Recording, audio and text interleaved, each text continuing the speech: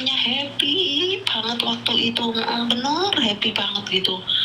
Ya mungkin aku baru sadar mungkin apa itu tanda-tandanya atau firasatnya atau gimana mungkin. Yang Cuma belanja udang itu jalannya siapa? Yang belanja udang itu kamu, Pak Ijo atau Pak Ino? Dia, si Painem. Oh, oke. Si Painem yang ngasih uang ya juga, yang bayarin si Painem. Terus yang gudeng beli apa si Painem. Aku ditanyain, kamu pengen makan apa? Ya terserah, aku sembarang suka. Aku bilangnya gitu. Aku sembarang aku makan, cuma babi aja yang nggak makan. Aku bilang gitu. Dan ada nggak buktinya kalau dia telepon kamu minta kamu datang, itu ada buktinya semua nggak, sayang? Ya sekarang udah hampir 2 tahun, HP ku udah rusak 2 kali, Miss. Ya udah hilang semua lah.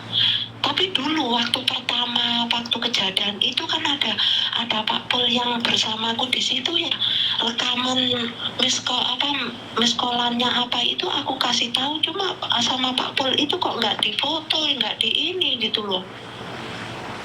Mungkin kalau difoto atau aku lempar ke HP-nya Pak Pul itu mungkin masih ada sampai sekarang. Iya, masalahnya kan nggak ada bukti sekarang. Ya udah.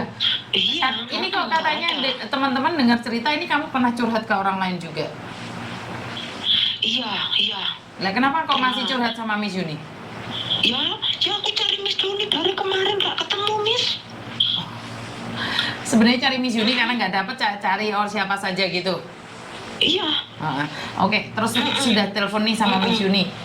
Tadi Miss Yuni sudah bilang hati-hati jangan sampai kamu dijadikan kambing hitam. Ini yang pertama. Yang kedua, selagi kamu tidak melakukan, ya udah nggak apa-apa. Saya ada di belakang kamu. Ya makanya aku sebenarnya tanya ya, nggak cuma sama Miss Yuni ya, yang ada yang satu itu Miss Yuni pasti tahu lah. Terus ya ada teman-temanku yang udah pernah ada pengalaman juga, ya pesannya sama juga, sama semua sama. Yang itu juga gitu, yang Miss Yuni juga gini, takutnya aku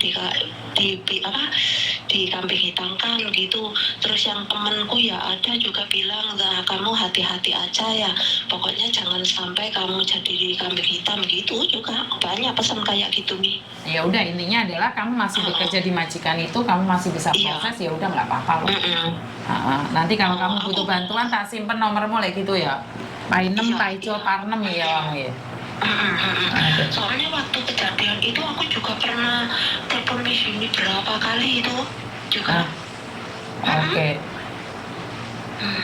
Ya wes nggak apa-apa wes, tak ada. Sampai 2 nomor, sampai yang dulu itu ada nomor lain juga aku. Iya, karena kamu tidak menjelaskan kronologinya, Dok. Iya. Kalau kamu menjelaskan kronologinya, maka sama admin saya akan disampaikan. Tapi kamu nggak ngomong, yo kan adminnya nggak tahu sampean mau ngomong apa. Ya wes, saya simpenin nomormu.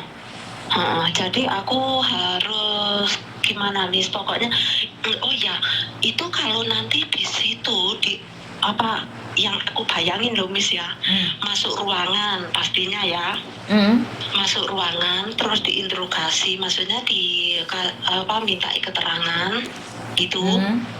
Terus diminta keterangan gitu, itu di dalam itu misalkan aku telepon mbokku gitu, dia ngizinin enggak sih Miss? Aku cuma yang bikin aku galau ini loh, takutnya aku nanti nggak dibolehin telepon mbokku gitu loh Miss. Itu tergantung dari polisinya, biasanya karena ada orang yang menerjemahin dalam bahasa Indonesia, Mbak. Biasanya kamu biasanya nggak boleh pegang HP. Soalnya waktu saya dampingin itu aja saya nggak boleh masuk dan HP-nya nggak boleh dibawa masuk karena ada penerjemahnya sendiri. Di sana itu ada penerjemahnya sendiri. Terus misalnya setelah selesai gitu ya, dikasih diminta keterangan, terus kalau aku disuruh tanda tangan, itu loh yang aku bikin aku ragu sampai sekarang ini, pesennya mbakku kan nggak boleh. Terus ya karena gini Mbak, setelah kamu berbicara itu biasanya nih ditranslate di dalam bahasa Indonesia, biasanya gini nih, apakah benar kamu Paini dan kamu lahir tanggal sekian dan tanggal sekian. Benar, dalam bahasa Indonesia ya, dia tak pakai bahasa Inggris, terus translatornya nulis herek Terus habis itu kamu suruh tanda tangan di pojokan satu. Terus habis itu tanya lagi, apakah benar kamu masih bekerja di sini seperti ini seperti itu. Akhirnya kamu tanda tangan lagi derek. Jadi setiap pertanyaan itu dipastikan bahwa kamu paham dengan pertanyaan itu, Mbak. Jadi nggak sekali terus ditandatangani itu enggak. Oh gitu, oke, Betul. sekarang paham. Jadi satu-satu, karena saya kemarin waktu dampingi beberapa orang yang ke sana itu saya cuma diizinkan tahun 2020 itu saya dampingin orang karena kasus besar. Saya dampingi benar-benar karena anak itu tidak mau didampingi orang lain walaupun ada translatornya. Jadi waktu itu tahun 2000 sebelum COVID pokoknya saya datang ke kantor polisi, ada penerjemah dan saya pendampingnya. Sebenarnya saya mau dikeluarkan dari ruangan itu, tapi anak ini tidak memilih untuk tidak berbicara saat tidak saya dampingi. Tapi karena kasusnya besar, akhirnya polisi mengizinkan saya di sebelahnya dia sebagai penguat dia. Paham. Soalnya aku dari kemarin itu pokoknya harus ketemu Miss Juni lah gitu loh. Soalnya kurang, ya maaf loh Miss ya. Siap, nggak apa-apa saya.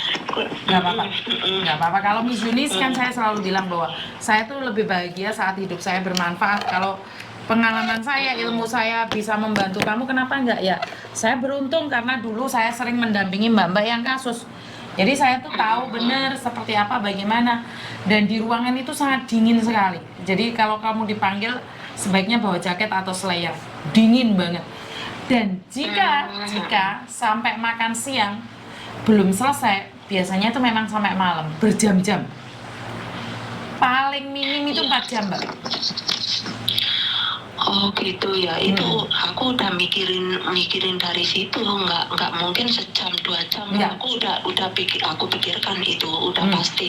Soalnya ya mungkin kebanyakan nonton ini loh Miss, film-film Hongkong yang itu loh. Jadi aku bayanganku di ruangan mejanya segitiga gitu. Enggak, ruangannya enggak segitiga, meja biasa aja. Iya, meja segitiga itu loh. Enggak meja segitiga, kok kan Glo TV gue. Enggak. Iya memang aku kebanyakan nonton itu, paling suka nonton film itu memang aku.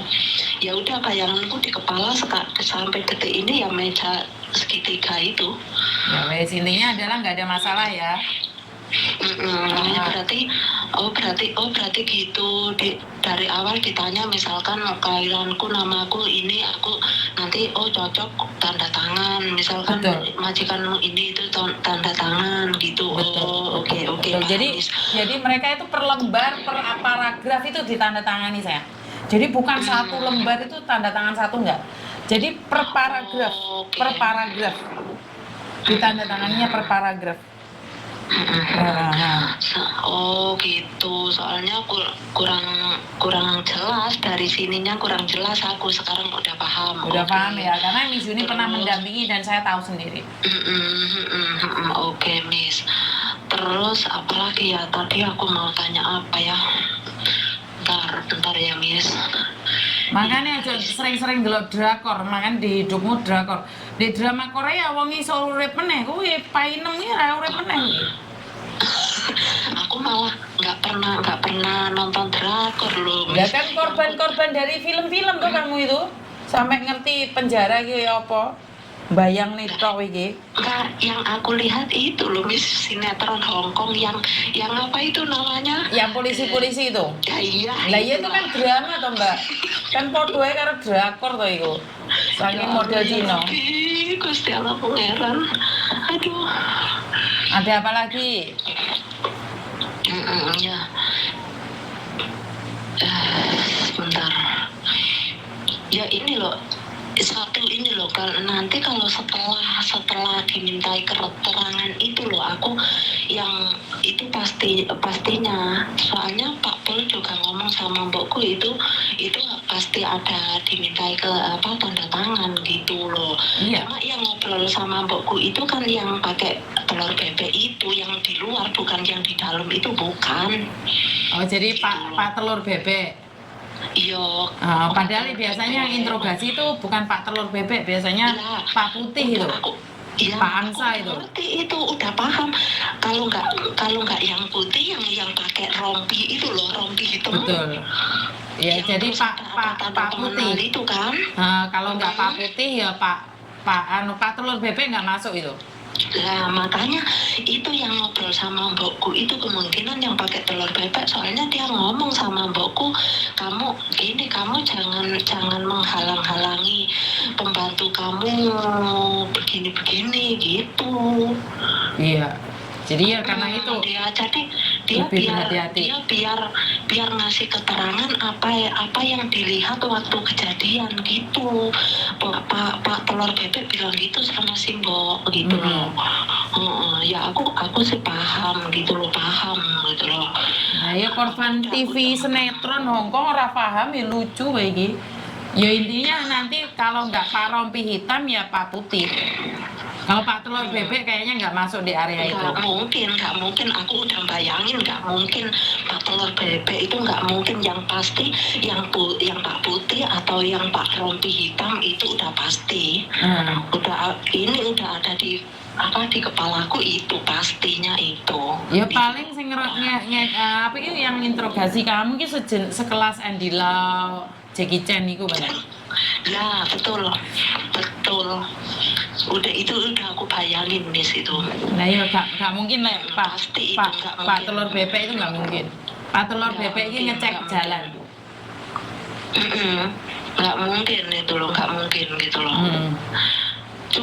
Cuma si Pak Ijo kan ngasih keyakinan sama si mbokku, katanya ini cuma buat perlengkapan aja gitu, kamu jangan khawatir gitu kan. Ya tapi sama mbokku kan udah pernah ada pengalaman yang nggak baik gitu loh. Ya cuma kalau si mbokku memang dulu itu memang si bapakku itu memang salah gitu loh, sebetulnya gitu.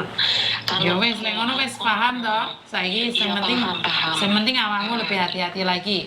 Karena kalau kamu terlalu takut juga mereka akan curiga. Kalau kamu kelihatan takut banget dan majikanmu menghalang-halangi, ini Pak Telur Bebek sama Pak Putih sama Pak Rompi ini akan mencurigai. Karena mungkin ada sesuatu di balik itu. Jadi intinya kamu jangan sesekali takut ataupun menghindari sesuatu. Maka Pak Telur Bebek akan mencurigai. Pak Telur Bebek bercerita pada Pak Rompi cerita